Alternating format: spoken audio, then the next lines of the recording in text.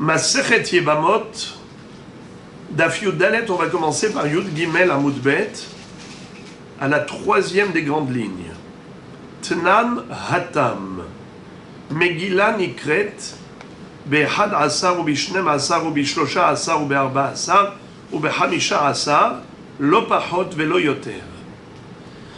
Alors, ici, on est très étonné parce que on va sortir totalement du sujet de Masechet Yebamot et on va vers Masechet Megillah. Vous connaissez cette première Mishnah de Masechet Megillah. Qu'est-ce que ça vient faire ici? On aurait dit un cheveu dans la soupe.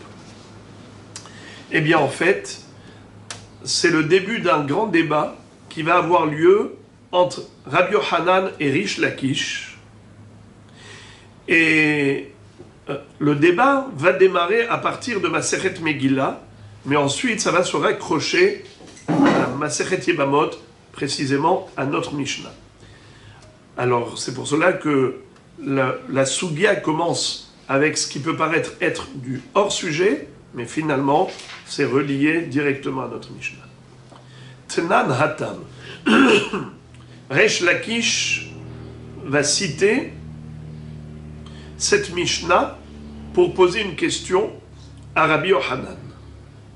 Qu'est-ce qui est écrit dans cette Mishnah? C'est qu'il y a plusieurs possibilités de lecture de Megillah. La Megillah peut être lue parfois le 11 Adar, le 12, ou le 13, le 14 ou le 15. Lo Pachot Velo Yoter. Impossible avant le 11, impossible après le 15. Qui est-ce qui lit le 15 Adar? Ce sont les villes fortifiées, les villes entourées de murailles depuis l'époque de Yoshua ben Nun. Qui lit le 14? C'est les Pérazot, à Pérazim, les villes ouvertes qui n'étaient pas entourées de murailles à l'époque de Yoshua ben Nun. Qui va pouvoir lire le 11 ou le 12 ou le 13? Ce sont les villageois qui viennent dans les grandes villes le lundi ou le jeudi, de toutes les façons, parce que les tribunaux siégeaient à l'époque le lundi ou le jeudi, comme était la Takanat Ezra, ce qu'on appelle Yom HaKenissa, le jour du rassemblement, puisque tous les villageois venaient dans les grandes villes, puisque c'est là où il y avait des tribunaux, puisqu'ils allaient venir le lundi ou le jeudi qui précède, et ça pouvait être le 11 Adar, le 12 ou le 13, eh bien ils pouvaient lire à ce moment-là. Ce qui fait que nous avons trois lectures. La lecture des villes fortifiées, le 15 Adar.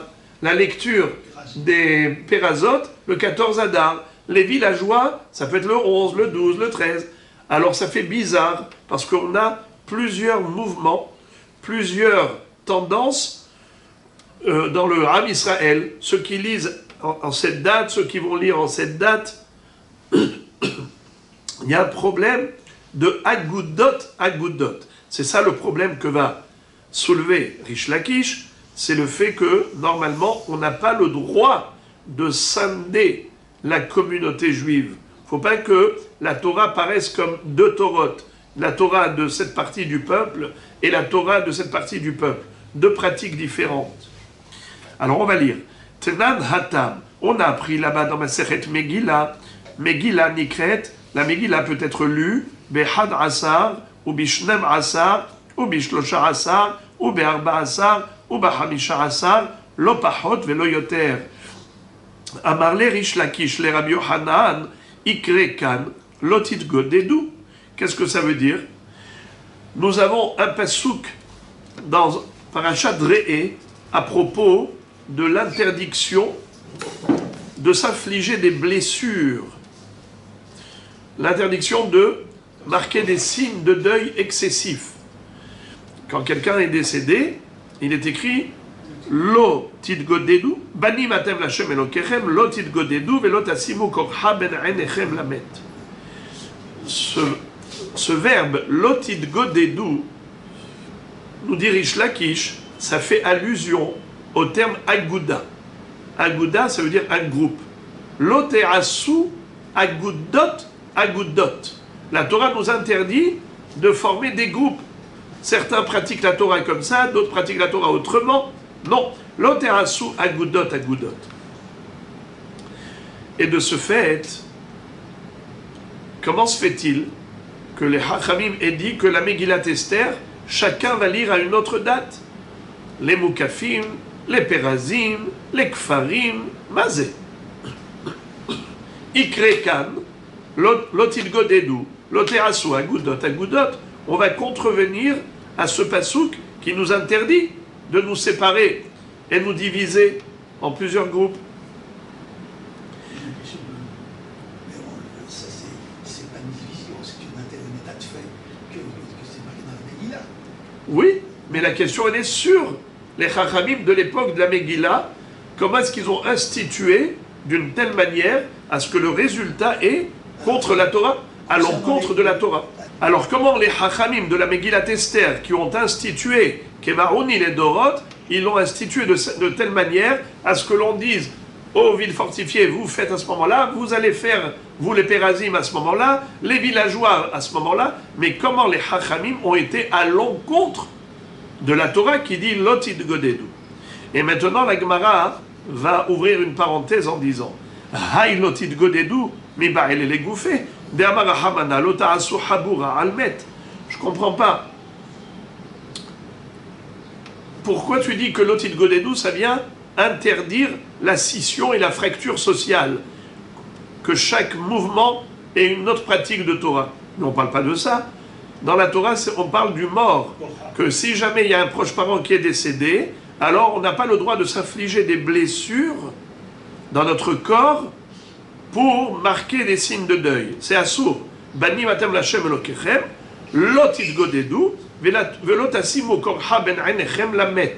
Alors on parle les gouffés pour le sujet du met, et non pas pour un sujet de nir'ak et torot, de agudot, agudot. La réponse, imkem nimakra lote godedu, maï lotit godedu, shmarmina leachi udeata.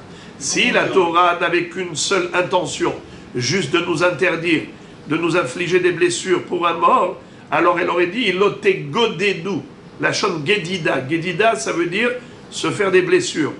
Mais du fait qu'elle a écrit avec deux taves, lotit godedu, donc il y a ici une double connotation. Premièrement, de ne pas s'infliger des blessures pour un mort. Deuxièmement, de ne pas former des agudot au sein du peuple. Il ne faut pas qu'il y ait des scissions et des divisions et des mouvements différents par rapport à la pratique de la Torah et des mitzvot. Alors quel rapport, on peut se poser la question, quel rapport par rapport au contexte? On est en plein dans un sujet de deuil et du coup on va dévier vers le sujet de agudot. Ça paraît hyper bizarre, cet enseignement. Mamash, on passe d'un sujet à l'autre sans aucune commune mesure. Et dans le même mot, Lotid Godedu, et qui parle de met, Lotid Godedu. Tu viens de dire que ne pas se faire une Gedida, et comme dit la phrase d'après, Velotasimu korha ben einechem la met, ne pas faire des tonsures pour le mort. Et alors, comment tu es arrivé à l'histoire de une halakha générale, ne formez pas des agudot dans la pratique du judaïsme? Mais là, on est dans un contexte bien précis. La réponse, c'est qu'au début du passouk, il est écrit Banim atem lachem elokechem lo tidgodedu velo tasimu korham ben einechem lamet. Banim atem lachem elokechem, vous êtes les enfants d'Akadosh Baruch Hu. Ça, c'est une notion générale. C'est pas spécifique d'Afka au mort. Et c'est pour nous dire que des enfants d'une même famille doivent rester soudés, unis. Ça fait de la peine au père, au papa, de voir ses enfants divisés. Lotasu agudot. Donc, Banim atem lachem elokechem, en fait, c'est une introduction à deux sujets. Lotid godedu. Premièrement, ne faites pas des agudot. Et aussi, ne vous infligez pas des blessures. Lotasimu korha ben einechem lamet. Pourquoi? Parce que la neshama, quand elle retourne chez Akadosh Baruch Hu, c'est comme un fils qui retourne chez son père. On ne va pas pleurer pour un fils qui revient chez son père.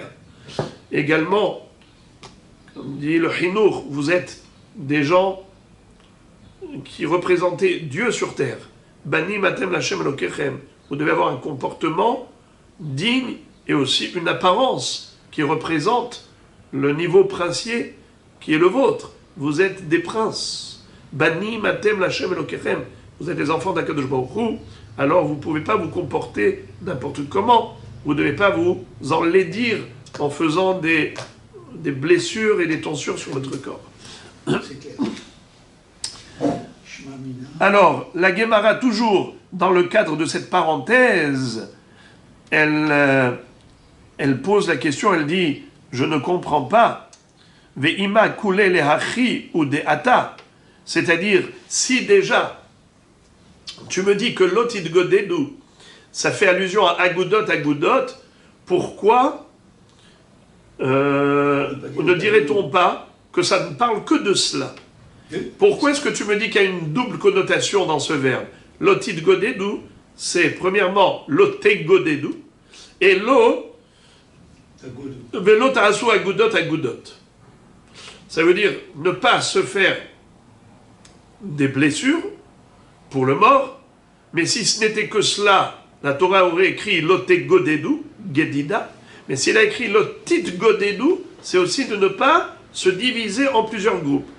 Alors dans ce cas-là, peut-être que la Torah, quand elle a écrit l'otit godedu, c'est que pour nous interdire la scission, la fracture sociale. Qui nous dit que Bichlal, on parle ici du mort? Peut-être la troisième phrase, ça parle du mort. Mais bani matem lachem elokechem et l'otit godedu, ça ne parle que de agudot. Réponse. Imken limakra lotagodu ma ilotit godedu shma minatarte. Si behemet la Torah ne voulait nous interdire que cela, à savoir de former des agudot, elle aurait écrit lotagodu.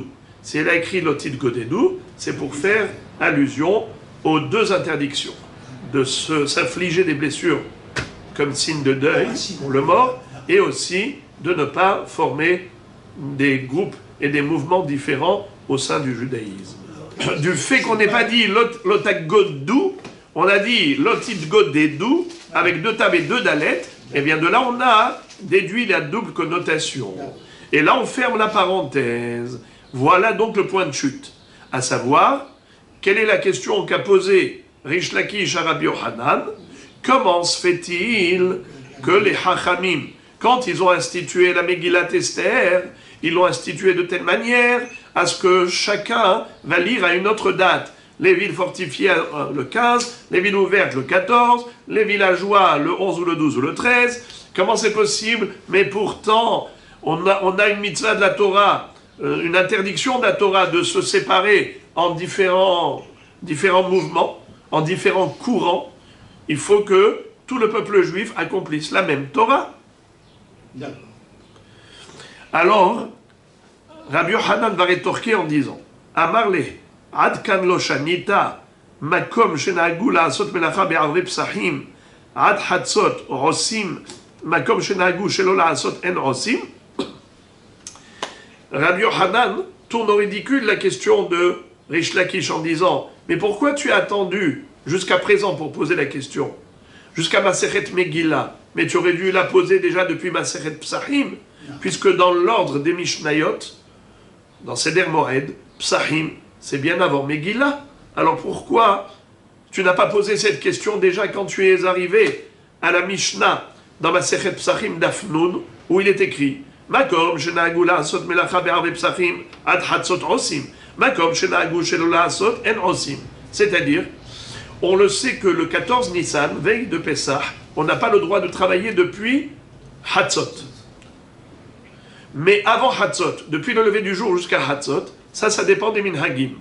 Makom shenahagu lo la'asot melacha en osim. Si on est dans une ville où on a le minhag de ne pas travailler, on ne travaille pas. On n'a pas le droit de travailler. Si on est dans une ville où on se permet de travailler depuis le matin jusqu'à Hatzot, on a le droit de travailler. Et pourtant, tu aurais dû dire Lotasu agudot. Comment dans des villes tu travailles, dans des villes tu interdis mazé.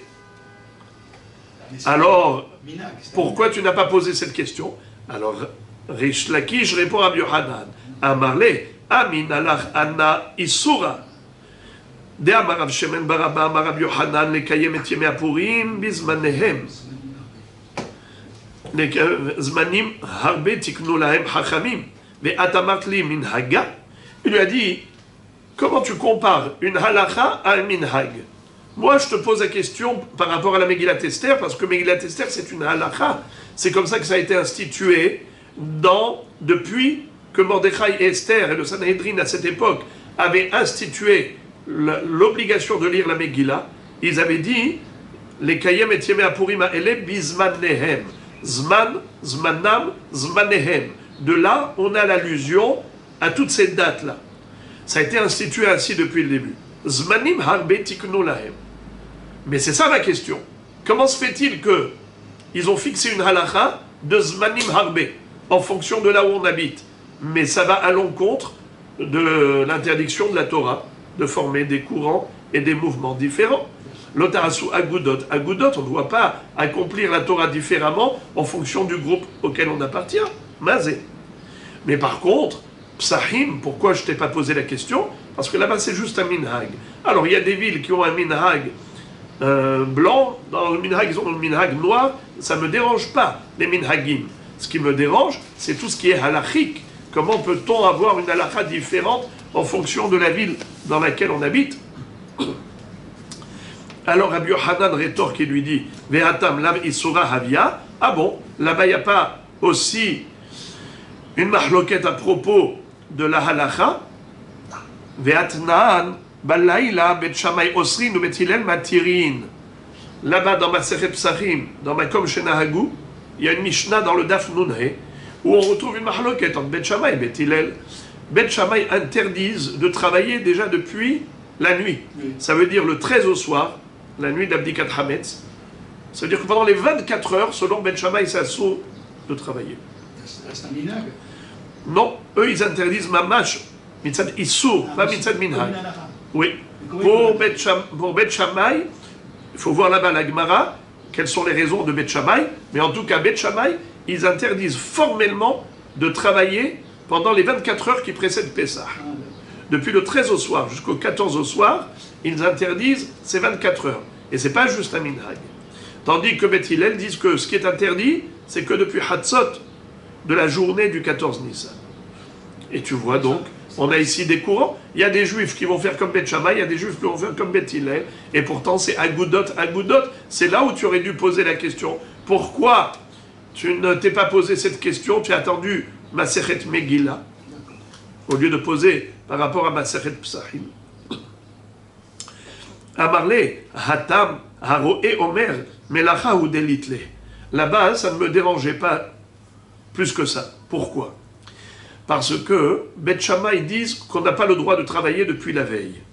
Bet Hillel permettent. Alors qu'est-ce qui va se passer? Il y a des gens qui vont faire comme Bet Hillel, ils vont travailler. Il y a des gens qui vont faire comme Bet Shammai, vont s'abstenir de travailler. Qu'est-ce que tu dis? C'est agudot, agudot. Faux. Pourquoi? Parce que des gens qui ne travaillent pas, je peux faire dépendre leur abstention, non pas d'une halakha qui interdit de travailler comme Bet Shammai. Je peux dire que tout simplement, ils sont en chômage technique, parce qu'ils n'ont pas d'activité professionnelle. Et on le sait qu'il y a beaucoup de chômeurs qui souffrent du fait qu'il n'y ait pas de travail. Donc quand je vois quelqu'un qui ne travaille pas, je ne vais pas attribuer son chômage à une volonté de s'interdire une melacha. Je ne vais pas dire qu'il ne travaille pas parce que la halakha lui interdit de travailler. Je vais dire qu'il ne travaille pas parce qu'il est au chômage. Alors de ce fait, ça n'a pas l'air d'être agudot, agudot. Mais là, au niveau de la Megillat Esther, celui-là il lit telle date, celui-là il lit telle date, celui-là il lit telle date. Et tu dis, toi tu peux lire à ce moment-là, mais pas à ce moment-là. Mazé. C'est agudot, agudot. Amarle. Pardon. Veha Bet Shammai, matirin et atzarot la'achim Bet Hillel osrim. Qu'est-ce que ça veut dire? Maintenant, exactement. Rabbi Yochanan va dire à Rish Lakish, pourquoi tu n'as pas posé cette question par rapport au hiboum? Et là, on revient à la Mishnah qui est la nôtre. Ça veut dire que Rish Lakish aurait dû dire, il n'y a pas que ce problème.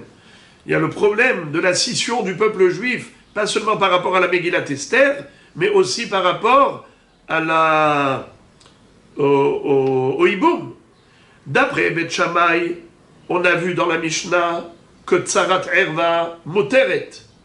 Et donc, le frère peut faire hiboum avec la tsara, avec la femme du défunt. Son frère qui est décédé, il a laissé 2 femmes, une Aerva et une Tsarat Erva. D'après Beth Hillel, il y a une interdiction formelle de faire hiboum non seulement avec la Aerva, mais même avec la Tsara. D'après Beth Shammai, la Aerva est interdite, mais la Tsara est permise. Au contraire, il y a une mitzvah de hiboum. Eh bien, c'est terrible. On aura dans le Ham Israël un courant qui suit Beth Shammai, un courant qui suit Beth Hillel. Pourquoi tu t'es pas posé la question de Agoudot, Agoudot? Et surtout, là, il y a un parole de carrette. Nahon, ve'abet Shammai matirin et atzarot, lahim ou Beth Hillel osrim. D'accord. Alors, Rish Lakish va dire à Rabbi Yohanan, mi savart asu Bet Shammai kedivrehem, lo asu Bet Shammai kedivrehem. Penses-tu que Bet Shammai ont mis en pratique leur théorie, bien que théoriquement, ils permettent au Yabam de faire hiboum avec la Tsarat Erva, mais concrètement, ils n'ont pas fait ça. Concrètement, ce qu'ils ont fait, c'est qu'ils ont demandé au Yabam de faire Halitza avec la Yebama. Jamais ils ont autorisé de faire un hiboum. Lo asu Bet Shammai kedivrehem. Et de ce fait, on n'avait pas 2 courants, 2 mouvements au sein du Ham Israël. Ceux qui vont faire hiboum avec Tsarat Erva comme Bet Shammai et ceux qui ne vont pas faire comme Bet Hillel. Car même Bet Shammai ne faisait pas comme il le pensait. Il ne faisait pas faire hiboum mamash. Il faisait faire halitza, pas hiboum. Ve Rabbi Yohanan Amar, asu ve asu. Rabbi Yohanan dit ma pitom. Bet Shammai, ils mettaient en pratique leur théorie. Et ils permettaient au Yabam de faire hiboum carrément avec la Tsarat Erva. Ce qui pour Bet Hillel était un Issour Karet, pour eux c'était une mitzvah. Et ils l'ont fait. D'ailleurs, il n'y a pas que Rabbi Yohanan et Rish Lakish qui ont eu ce débat. Même Rabbi Shmuel. Au Biplukta des Rabbi Shmuel. Des Rabbi Omer, lo asu Bet Shammai kedivrehem. Ou Shmuel Amar, asu ve asu. Donc la même mahloket a déjà eu lieu, ou plutôt, a eu lieu même entre Rabbi Shmuel, à savoir, est-ce que Bet Shammai et Bet Hillel ont fait ce qu'ils ont dit. Mais maintenant, la Gemara va clarifier ce débat-là. Est-ce que Bet Shammai ont fait comme ils le pensaient, ou bien c'était que de la théorie? Emat, en quelle période? Emat, ça veut dire Ematai. En quelle période? De quelle période s'agit-il à propos de cette discussion? Elima kodem bat kol, maitama deman de amar lo asu. Vela le achar bat kol, maitama deman de amar asu. C'est-à-dire, on le sait qu'il y a une bat kol, une voix céleste qui a retenti pour dire que la halacha, elle est comme Bet Hillel. À propos de cette mahloket, toutes les mahloktot entre Bet Shammai et Bet Hillel, la bat kol a dit halacha ke Bet Hillel. Alors maintenant, de quoi on parle quand on a dit que Bet Shammai asu ou lo asu? Si on parle de la période antérieure ou de la période ultérieure. Si c'est avant la bat kol, on ne comprend pas pourquoi le Bet Shammai s'abstiendrait de mettre en pratique leur théorie. S'ils pensent que c'est ça la halacha, eh bien c'est sûr qu'ils ont dû l'appliquer. Et si c'est après la bat kol qui a dit que la halacha est comme Bet Hillel, comment Bet Shammai s'autoriserait à aller à l'encontre de la voix céleste qui a dit que la halacha est comme Bet Hillel, puisque du ciel on a tranché comme Bet Hillel, eh bien Bet Shammai devrait se résigner. Comment on peut envisager que asu? Alors en quelle période il peut y avoir une mahloket entre Rabbi Yohanan et Rish Lakish, Rabbi Shmuel, est-ce que asu ou lo asu? Si c'est avant bat kol, pourquoi pas asu? Bien sûr que asu. Et si c'est après bat kol, comment asu? Chas v'shalom, lo asu? Alors on a ici plusieurs hypothèses, plusieurs réponses. Première réponse, iba etima kodem bat kol, ve iba etima le'achar bat kol. La Gemara va nous donner une réponse selon l'hypothèse avant bat kol et selon l'hypothèse après bat kol. Iba etima kodem bat kol, ve kegon de Bet Hillel ruba, le man de amar lo asu, de Bet Hillel ruba, ou man de amar asu, ki azlinan bataruba,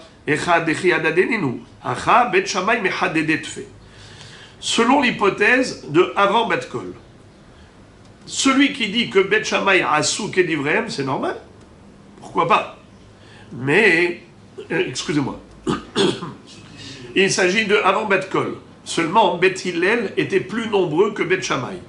Yahid ve Rabim, halacha ke Rabim, comme la Torah dit, Ahare Rabim lehatot.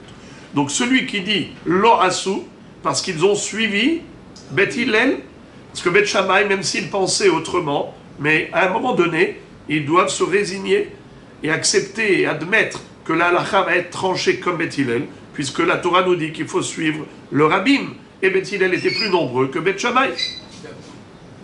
Donc on a compris celui qui dit Lo Asou Bet Shammai Kedivrehem.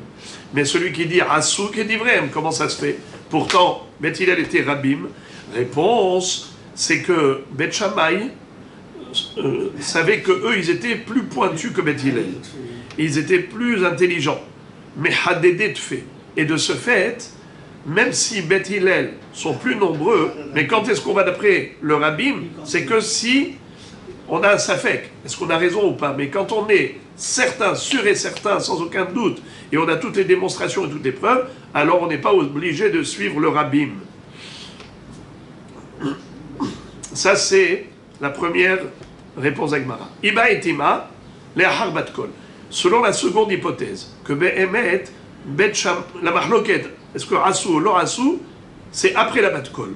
Iba et Tima, les Harbat Kol. Man de Amar Lo Asou, de Hanafka Bat Kol. Celui qui dit que Bet Shammai n'ont pas fait ce qu'ils ont dit, c'est parce qu'ils se sont résignés à la Bat Kol. Ou Man de Amar Asou, Rabbi Yoshua, de Amar En Mashgehin Bat Kol.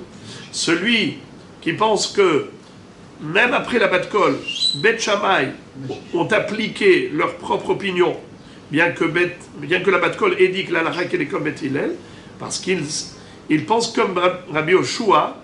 On connaît la grande mahloket qu'il y a eu entre Rabbi Eliezer et Chachamim, et Rabbi Yoshua faisait partie des Chachamim, et quand il a entendu la Bat Kol qui disait halakha ki Rabbi Eliezer, il a dit Torah lo bashamayim hi. La Torah n'est plus dans les cieux. Dans la Torah, c'est écrit Ahare Rabim lehatot. En mashgehin be Bat Kol. On ne tient pas compte de la voix céleste. On tient compte de ce qui est écrit dans la Torah.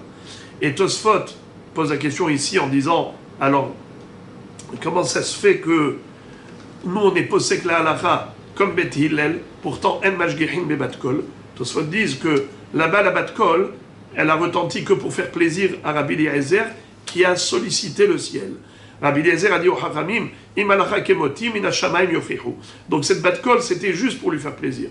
Deuxième réponse, dit Tosfot, c'est que la Bat Kol, à propos de Rabbi Eliezer, elle était à l'encontre de ce qui est écrit dans la Torah, Ahare Rabim lehatot. Mais par rapport à Bet Hillel, au contraire, ça conforte ce qui est écrit dans la Torah.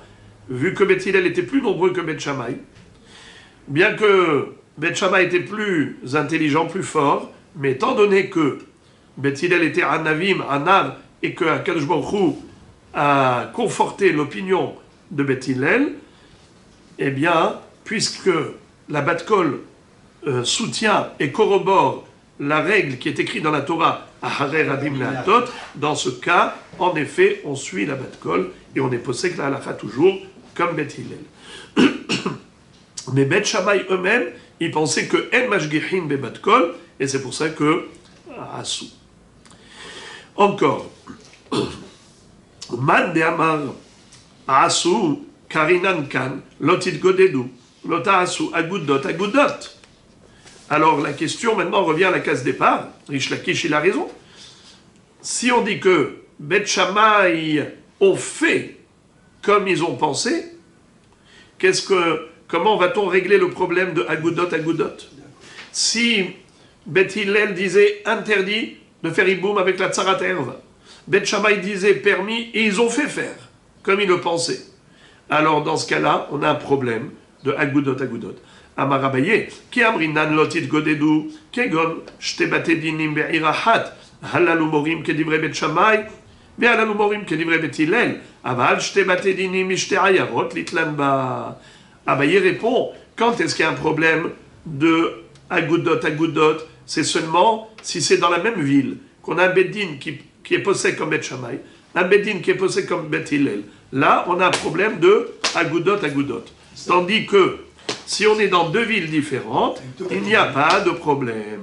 Amar le Rava, Vea Bet Shammai Bet Hillel, Kishte Batedinim Be'ira Hadami. Rava pose la question, il dit, mais Bet Shammai Bet Hillel, même s'ils étaient... Pardon, Bet Shammai Bet Hillel, c'est considéré comme deux Batedinim dans la même ville.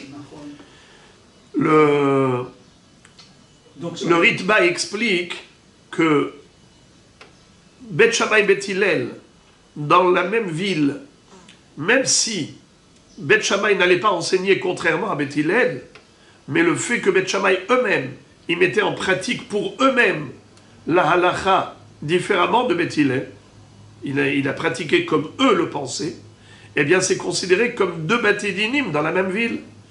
Et donc ça peut entraîner un zilzoul de la halacha enseignée au public comme Bet Hillel. Pourquoi il ne faut pas qu'il y ait de agoudot? Parce que ça entraîne un zilzoul. On dit, tu vois, les autres ils ne font pas. Alors moi aussi je ne vais pas faire. Alors même si tu appartiens à ce courant, le fait de voir qu'il y a un autre courant, ça crée un zilzoul.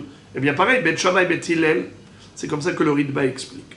Et là, Rava répond, Ki amrinan lotit godedu kegon bet din be'irahat, plag morin kedivre Bet Shammai ou plag morin kedivre Bet Hillel, aval shte batedinin be'irahat litlan ba. Rava dit, même si on est dans la même ville, et il y a un beddin qui fait comme Bet Hillel, un beddin comme Bet Shammai, c'est pas problématique. Ce qu'on interdit, mishum agoudot, c'est dans le même beddin. Une partie des Dayanim disent comme Bet Shammai, ils enseignent comme Bet Shammai, et une partie des Dayanim enseignent comme Bet Hillel, là c'est agoudot. Mais quand ce sont deux Batedinim, il n'y a pas de problème. D'après Abaye, quand on est dans la même ville, on n'a pas le droit d'avoir deux Batedinim qui enseignent différemment. Mais d'après Rava, ils peuvent. C'est seulement le même Beddin qui ne doit pas être scindé en deux. Et maintenant, la Gemara va continuer de poser des questions à Rish Lakish en citant une braïta qu'on connaît dans Masechet Shabbat. Tashma, bim komo shel Rabbi Eliezer ayu kortim etzim la'asot pechamim beShabbat la'asot barzel. Bim komo shel Rabbi Yossi HaGalili ayu ochlim basar of behalav. Bim komo shel Rabbi Eliezer in. Bim komo shel Rabbi Akiva lo. Dit nan klal amar Rabbi Akiva kol melacha she'efshar la'asota me'erev Shabbat ena docha et Shabbat. On sait qu'il y a une mahloket fondamentale dans Masechet Shabbat entre Rabbi Eliezer et Chachamim. La Brit Mila, c'est sûr qu'elle peut se faire pendant Shabbat. Mais est-ce qu'on a le droit de préparer la Brit Mila, c'est-à-dire fabriquer le ismel, le scalpel avec lequel on va opérer la Mila, ou bien le transporter, le couteau, de la maison du Mohel à la maison du bébé? Est-ce qu'on a le droit de faire ça pendant Shabbat? Rabbi Eliezer le permet, Chachamim l'interdisent. Eh bien, il est écrit que dans la ville de Rabbi Eliezer, on faisait ça. On coupait du bois pour fabriquer du charbon, pour allumer le feu, pour faire fondre le métal, pour fabriquer le ismel, le scalpel. Ça, c'était dans la ville de Rabbi Eliezer. Également, cette braïta nous dit, dans la ville de Rabbi Yossi HaGalili, on se permettait de mélanger du poulet avec du lait. Alors la Gemara fait la déduction suivante. Quand on dit bim komo shel Rabbi Eliezer, ça veut dire que dans la ville de Rabbi Eliezer, on faisait ça. On se permettait de préparer le couteau d'Amila, même pendant le Shabbat. Machma que dans la ville de Rabbi Akiva, on ne faisait pas comme ça. Au contraire, on pratiquait la halacha, comme a dit Rabbi Akiva, que kol melacha she'efshar la'asota me'erev Shabbat ena docha et Shabbat. Puisque préparer le scalpel, c'est possible avant Shabbat, eh bien, c'est assourd de le faire pendant Shabbat. La Brit Mila elle-même, pourquoi Rabbi Akiva dit on a le droit de la faire pendant Shabbat? Car tu ne peux pas la faire avant Shabbat. C'est écrit Ubayom Hashemini Mol Bessar Orlato. Tandis que préparer le couteau, ça tu peux le faire avant, c'est assourd de le faire pendant Shabbat. Donc tu vois que dans une ville, on faisait comme Rabbi Eliezer. Dans une ville, on faisait comme Rabbi Akiva. La Gemara dit, je ne comprends pas ta question. Mais komot, sha'ane. Même Abaye, qui avait dit qu'on ne peut pas faire la même chose dans la même ville, on ne peut pas avoir deux courants dans la même ville, mais dans deux villes différentes. Il est d'accord que c'est permis. Alors, c'est pour cela que là, Rabbi Eliezer, Rabbi Akiva, chacun chez soi. Alors la Gemara pose la question, elle dit Vedekarela, Maïkarela. Alors comment celui qui a posé la question, il a même osé poser une telle question? Mais la réponse elle est évidente. On parle de deux villes différentes. Réponse al-Kadata Khamina, Mishum Humra de Shabbat, Kemakom Hadami Kamashmalan. On aurait pu penser que par rapport à la gravité du Shabbat, alors même dans deux villes, on ne devrait pas avoir une ville où on se permet, une ville où on interdit. Car Shabbat, c'est trop grave. Et si les gens vont voir que dans cette ville, on permet de faire comme Rabbi Eliezer, peut-être que Chazé Shalom, ça pourrait porter atteinte à l'importance du Shabbat. Et de ce fait, les gens vont négliger. On aurait dû interdire de faire chez Rabbi Eliezer autrement. Eh bien, c'est ça le chidouche, que c'est permis. Tashma de Rabbi Abahu, qui ikla leatre de Rabbi Yoshua ben Levi, hava metaltel shraga. Rikla leatre de Rabbi Yohanan, lo hava metaltel shraga. Shraga, ça veut dire un nerf. Un nerf en hébreu, c'est une veilleuse. C'est le récipient dans lequel on met l'huile, dans lequel on met la mèche pour allumer la flamme. On sait que, même qu'il y a une grande marloquette entre Rabbi Shimon et Rabbi Yehuda à propos du mouktsé. Le mouktsé, d'après Rabbi Shimon, c'est permis, d'après Rabbi Yehuda, c'est interdit. Mais même Rabbi Shimon est d'accord qu'il est interdit de déplacer un nerf quand la flamme est encore allumée. Mais une fois que la flamme s'est éteinte, Rabbi Shimon autorise le déplacement du nerf, le verre de la veilleuse. Une fois qu'il n'y a plus de flamme, Rabbi Shimon autorise. Comment? Non, mais on a dit qu'une fois que c'est éteint. Non, mais on dit que malgré quand c'est allumé, vous venez de dire. Non, je répète. Peut-être j'ai parlé trop vite, je répète.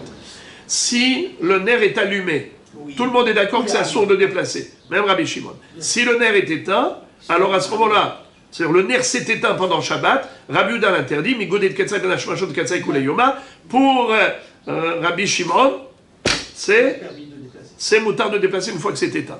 Là, la est comme qui? Alors ici, on voit une mahloquette. Un était posé comme Rabbi Yehuda, un était posé comme Rabbi Shimon. Tashma, de Rabbi Abahu, qui l'aléatre de Rabbi Yoshua ben Levi, Ava metaltel shraga. Lui, Rabbi Abahu, quand il arrivait dans la ville de Rabbi Yoshua ben Levi, il se permettait de déplacer le nerf comme le permettait Rabbi Yoshua ben Levi. Le nerf, une fois qu'il s'est éteint. Mais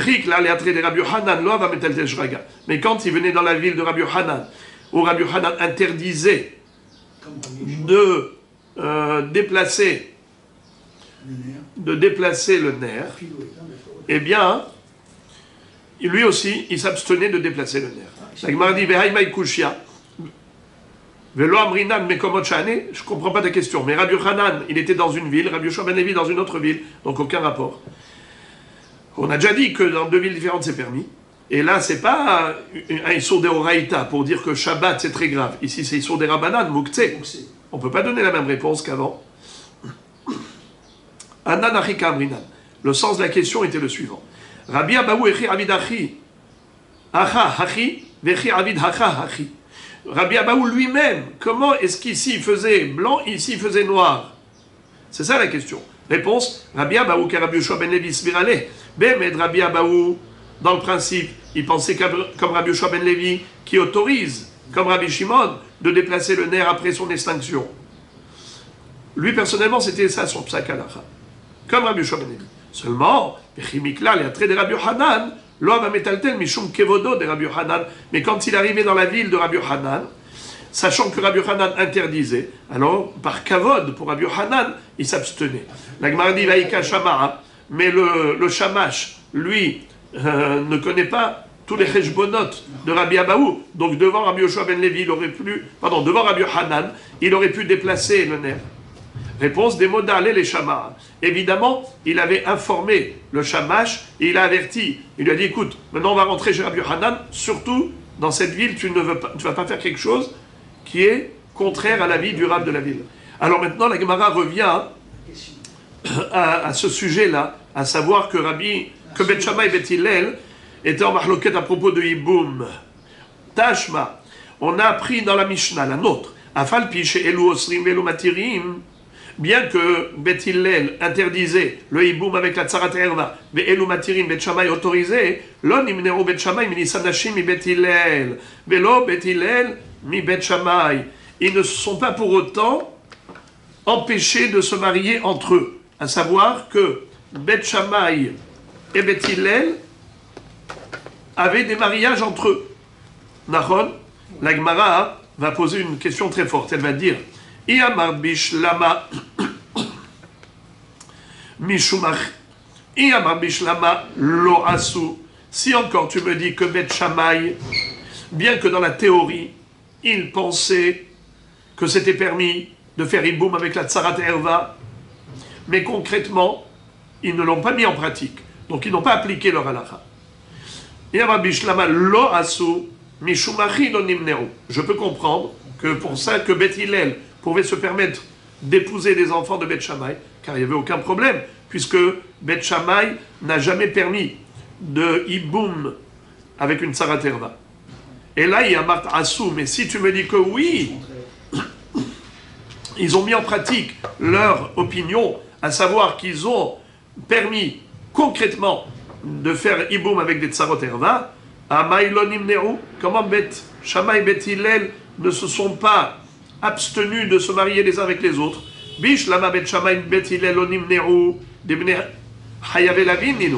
C'est-à-dire, même Beth Shammai, normalement, a un problème avec Beth Hillel. Pourquoi? Parce que Beth Hillel, qu'est-ce qu'ils disent?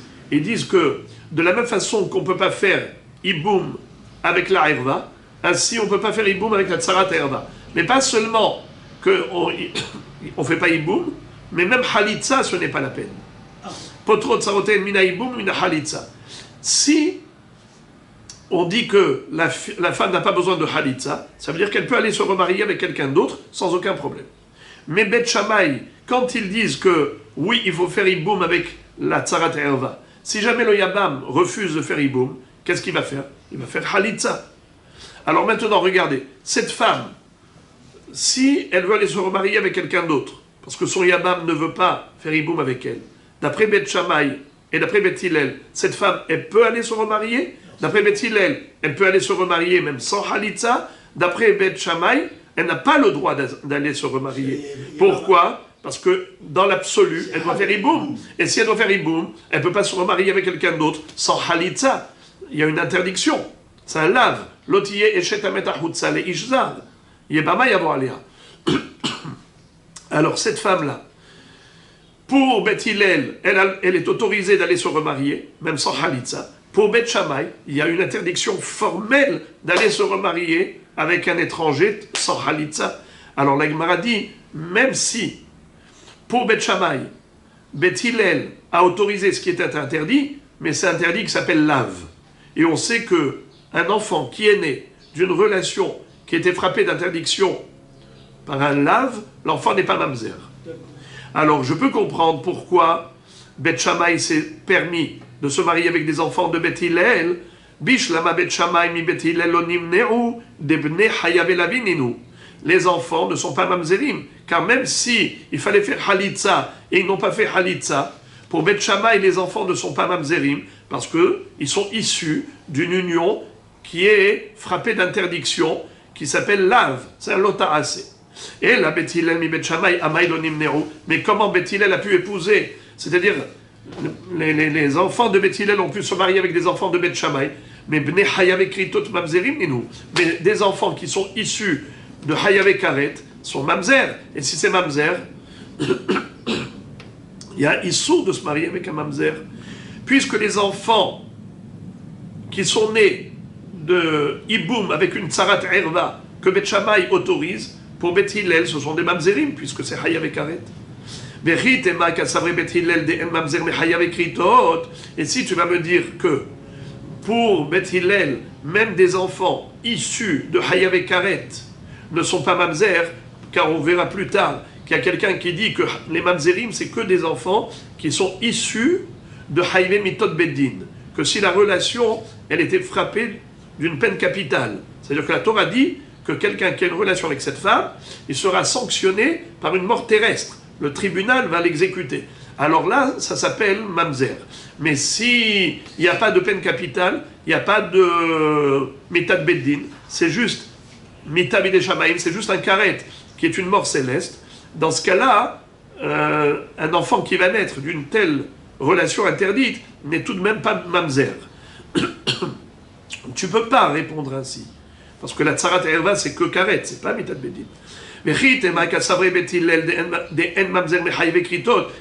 vas me dire que pourquoi Beth Hillel s'autorisait de marier ses enfants avec des enfants de Beth Shammai, parce qu'ils pensent que il n'y a pas de mamzer mihayav ekritot, vers Amar Rabbi Azar. Pourtant, Rabbi Azar a dit dans une braïta le contraire. Afalpi, shenechleku, bet Shammai ou bet Hillel, bet Sarot. Bien qu'il y ait une mahloket entre bet Shammai et bet Hillel, est-ce que la tsarat erva est permise ou interdite? Bet Hillel interdisent, bet Shammai permettent. Modim she'en mamzer et la mimi she'isuro isura erva ve'anush karet. Ils sont tous d'accord pour dire que si chazé shalom, quelqu'un a une relation avec une femme qui était hayaf, avec lequel il est hayaf karet, l'enfant est mamzer. Donc, si les enfants issus d'un hiboum pareil sont des mamzerim, comment Bet Hillel s'est permis de marier ses enfants avec des enfants de Bet Shammai? Et là, l'avshma mina, l'orasu, est-ce que ce n'est pas une preuve pour celui qui dit que Bet Shammai n'a jamais mis en pratique sa théorie? C'est pour ça que Bet Hillel se permettait de se marier avec des enfants de Bet Shammai. Lo, les olam asu. Celui qui dit que Bet Shammai asu ve asu, il pense que Bémet asu. Seulement, des modes elehu par chez Bet Shammai allait informer. Il tenait informé Bet Hillel. Il disait attention, cette fille-là, ce garçon-là, vous n'avez pas le droit de vous marier avec eux parce que ceux-là, ils sont des mamzerim pour vous. Pour nous, ils sont cachers. Pour vous, ils sont des mamzerim. Attention. Ve'achiname mistabra. Et la Gemara dit, en effet, c'est mistaber de dire qu'il se tenait informé, puisque dans la suite de la Mishnah, il y a encore une autre histoire. Comme on l'a déjà vu, des katané sefa, kol ataharot vechol atumot shayu elu metaharim velu metamin, lo nimneru, miniot osim taharot elu al gabe elu.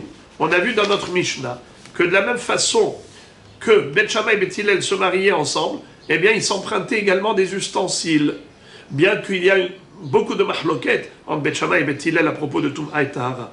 Bet Shammai était plus indulgent au niveau des dinim de Tum'a que Bet Hillel. Bet Hillel disait ce Kéli est tamé, Bet Shammai disait ce Kéli est tahor, par rapport à différents cas de figure. Et pourtant, Bet Hillel et Bet Shammai se prêtaient des Kélim. Comment ça se fait? Iyamar bishlama de mod elehu, mishmachilonim neu, et la Iyamar de l'omod elehu. Si encore tu me dis qu'il les tenait informés, alors on comprend pourquoi ils ont emprunté des kélim. Parce qu'il leur disait, attention, ces kélim, pour vous, ils sont tamés. Alors Bet Shammai informait Bet Hillel allait passer au mikvé le kéli avant de l'utiliser. Et là, il y a marre des lomod elehu, mais si tu envisages cette possibilité qui ne les informait pas, alors il y a un problème, pourquoi? Bish lama Bet Shammai mi Bet Hillel lo nimneu. Je peux comprendre que Bet Shammai emprunte des kélim à Bet Hillel, pourquoi? Des Tum'ot de Bet Hillel et Bet Shammai taharot ninu. Parce que Bet Hillel interdisait ce que Bet Shammai permettait. Donc ce qui est tamé pour Bet Hillel est tahor pour Bet Shammai. C'est pour ça qu'ils leur empruntaient leur kelim. Mais l'inverse, je ne comprends pas. Et la Bet Hillel mi Bet Shammai, la malonim nero. Mais comment Bet Hillel, qui considérait que le keli est tamé, pouvait l'emprunter du Bet Shammai sans le passer au mikvé? Et la Vadaï, et la des modèles et ouche, Mamina. Donc forcément, il les informait. Bet Shammai disait à Bet Hillel, attention, n'utilisez pas ce kéli sans le passer au mikvé, parce que pour vous, il est tamé. Alors de la même façon que certainement il est tenu informé pour les kélim, ainsi certainement il est tenu informé pour Hiboum, pour le Hiboum. Pour leur dire, en leur disant, attention, ces enfants sont mamzerim pour vous. La Gemara demande, Omay ulme dehach mehach, quelle est la force qu'il y a dans la Sefa par rapport à la Recha? En d'autres termes, pourquoi tu es plus convaincu qu'il est tenu informé par rapport au Kelim Tum'a et Tahara que par rapport aux enfants mamzerim? C'est égal. Ça veut dire, si tu dis qu'ici ils les ont informés, c'est pareil pour le Hiboum. Je ne vois pas pourquoi tu avais besoin d'apporter une preuve de la Sefa pour la Recha. Mais quelle différence y a-t-il entre la Recha et la Sefa? La réponse, dans la Recha où on a parlé de Hiboum, avec la Tsarat Erva, on aurait pu croire que Bet Shammai n'informait pas Bet Hillel. Pourquoi? Parce que quand déjà il y a un Hiboum, c'est quelque chose qui a un retentissement.